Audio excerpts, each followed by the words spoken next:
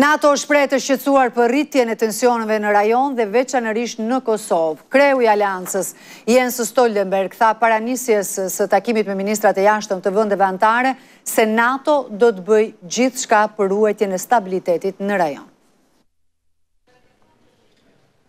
Ministrat e jashtëm të vendeve të NATO-s u mblodhen në Bruksel për të diskutuar mbi krizën në Ukrainë, por edhe për situatën e sigurisë në rajonin e Ballkanit. Përpara nisjes së këtij takimi, sekretari i përgjithshëm i NATO-s Jens Stoltenberg shprehu shqetësimin për rritjen e tensioneve në rajonin e Ballkanit Perëndimor, duke e lidhur dhe me ngjarjet e ndodhura në 24 shtator në veri të Kosovës.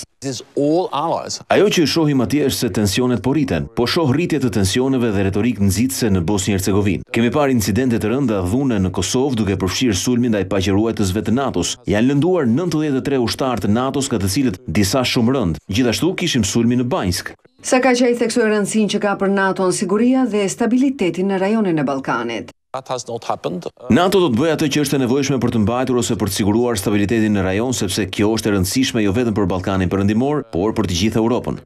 Më 27 nëntor, sekretari i përgjithshëm i aleancës paralajmëroi se në takim do diskutohet mundësia e shtimit të përhershëm të numrit të ushtarëve të KFOR-it.